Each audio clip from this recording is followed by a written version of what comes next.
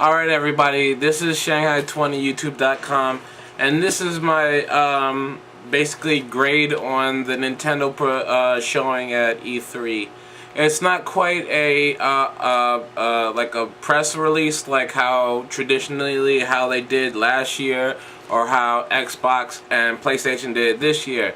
They chose to do something a little unorthodox, which was to give the media more of an access to the game, and people who went to the show, and gave us the people in the big box out there called the computer, the internet world, gave us these big basically cut big promotional videos from the creator, the head producer over there at Nintendo. I don't want to say his name and butcher it, but basically, you know, he came out with the lineup of games, and unfortunately, when I looked at the game, I have like 4 pages of things for Nintendo, but unfortunately, not a lot of them are good for now.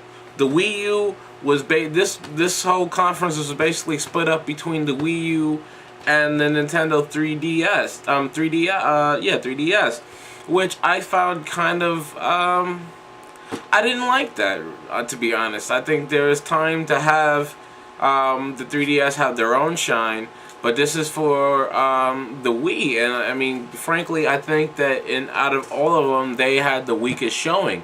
But in terms of games, let's get right into it. Right off the rip, they said Wii Party U wasn't going to be available until October, which it looked very exciting. It looked more like, you know, like a Mario Party type game.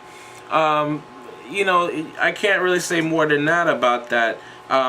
Though they said for the Miiverse that everyone was getting so enamored, well, the very talented artist on there started going haywire all over the Miiverse. I don't have a Wii U, but I know that there's a lot of people on there like Mike from the Angry Nintendo Nerd or Cinemassacre. You go over there. He's a very talented artist, and he had a little fun with that in a couple of his videos.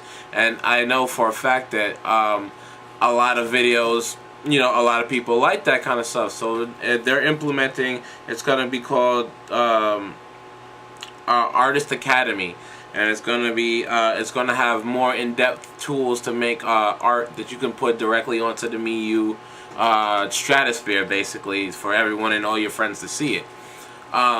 Which, you know, seems very interesting. I'm actually pretty intrigued about that. If I actually had one, I might want to do that myself. I'm not the best artist, but I would give it a shot. Also, one of their bigger announcements was The Legend of Zelda: The Wind Waker HD. For those of you who grew up in the 90s like I did, you played this game, and you liked this game. This game was good.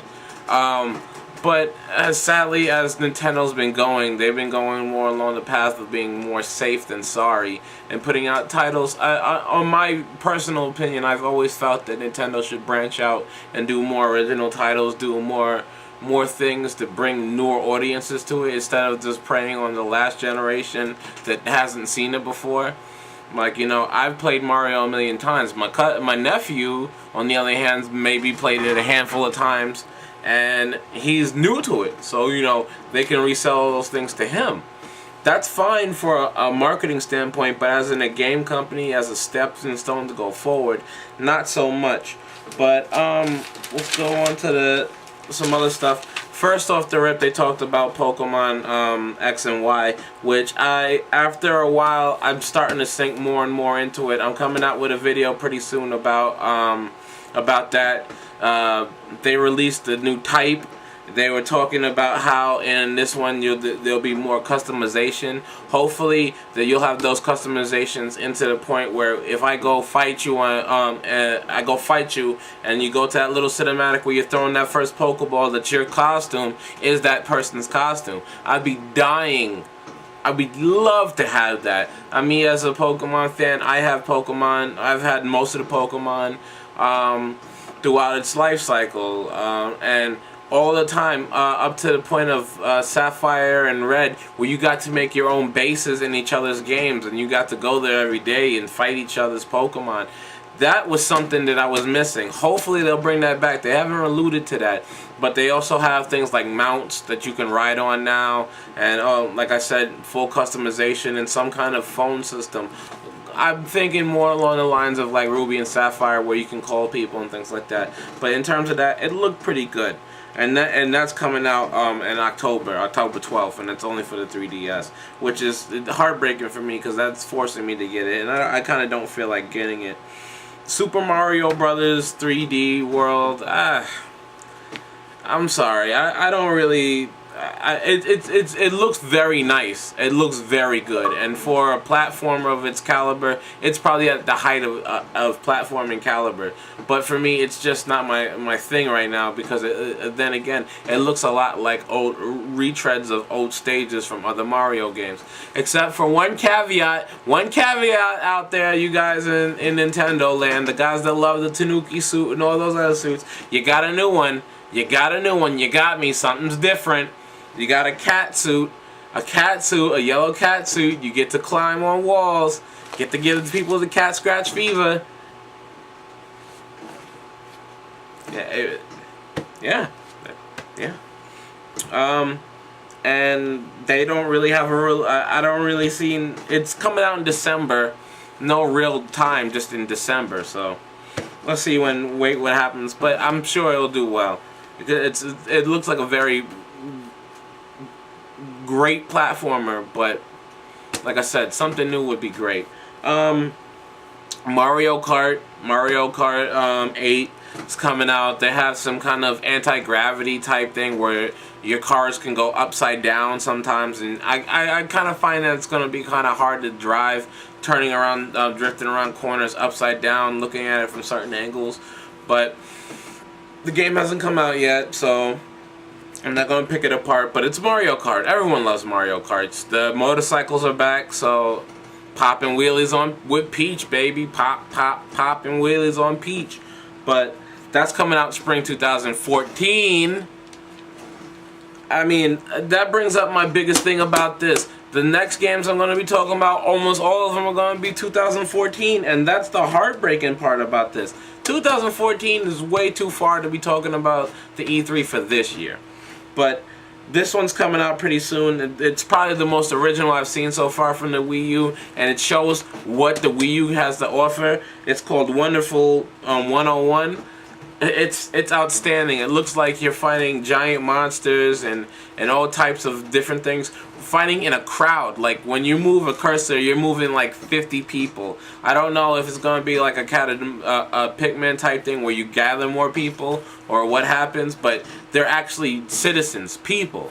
Like regular people. If you look deeper into the crowd, when you look in the cutscenes, you'll see like people, you know, regular old guys and new young guys, and basically you move in a collective group, and when you want to attack on your Wii U remote, which is the big touchpad, you move your finger, and in certain patterns, which you know obviously they're gonna have, you turn people into weapons. So like when you do a certain move, the people stack together and turn into a sword. Not literally a sword, like an aura around them looks like a sword, but it's literally them as the weapon. And it looks pretty cool, and if you haven't done it, go look at the trailer. It's really good. And I was very excited about that. It's one of the things that I would say might be one of the must-haves, and might be a reason why you might have to get a Wii U. And those are the kind of things that needs to happen with the Wii. With the Wii U, excuse me. Next I seen Donkey Kong. It's called Donkey Kong Tropical Freeze, which is a fucking stupid name. I'm sorry, I didn't like that. Yes, it's a play on the game type, because in this, the island of Donkey Kong gets invaded by Vikings, and now there's a whole, you know, ice type feel to it. It looks very well, but also like in the Nintendo vein, like I said, they're all basically kind of retreads of old games. You can see the water stages and things like that, but with new twists on them, and that's great. I think that if Donkey Kong can come out with a good game, I would definitely, if I had a Wii U, I would get it because it looks very well made. Another very well made platformer. I don't really dig that they try to say about the graphics. They're like, oh, look at Donkey Kong's arm hair. You can see it wafting in the breeze. That doesn't really mean much to me. No one's playing Donkey Kong to see his arm breezing, his arm hair breezing. Like, no one cares about that. It's about the gameplay, the Mad Dash gameplay. And now they brought back Dixie Kong along with Diddy Kong, so you can do pair games with a player with a partner. It looks like you can almost do a Sonic 3 type thing where you can have Dixie Kong fly with her ponytail and grab on and take you to places. So that sounds interesting. Let's see how that happens. But that's coming out in November. Bayonetta 2. Let me tell you like this, folks. I love Bayonetta. I love Bayonetta as a franchise. If they could have had a way of putting Bayonetta in Marvel vs. Capcom 3 Ultimate, that would have been ridiculous. Are you kidding me? Think of the team up. Dante, Bayonetta, and put Trish on that team. Yeesh. Or my favorite, Morgan. I'd put Morgan, Bayonetta, and throw whatever you want in there. It wouldn't even matter. But Bayonetta looks good now. It looks like she has a new shorter haircut and different weapon specs. I mean, the game looks fantastic. The only problem is a Wii U exclusive. It's not a problem. I mean, I'm trying to fight back any kind of cynicism I have before for the Wii U because I just don't feel compelled to get it yet. But in terms of that, the Wonderful 101 and the Bayonetta are two definite exclusives that must have for the Wii U that making me think about it. But that's coming out 2014 sometime. There's no date except for 2014, and that's a lot of things I'm getting from the Nintendo side of it. That these games are not even ready for foreseeable future. And Smash Brothers. Smash Brothers was the last thing. Smash Brothers looked initially it looked like the same old thing, and then pow! At the end of the trailer, who would have guessed at the end of the trailer you get the main man, Mega Man, as the new guy coming in the ring, man, and that's very impressive. And the moveset he had looked fantastic, and that's kind of what I'm talking about. That's 3 games out of all the stuff they showed. 3 games I really felt was worth my time. Scream Kitty and his buddy on a rail is probably gonna be like a buy off the rack type game, but it looks very good. I'd buy it. But all in all, I'd give Nintendo a B-. Not enough games, not enough new games, and none of them coming soon. So I have to toss it up like that. Give me your comments, guys. Shanghai20youtube.com. I'm out.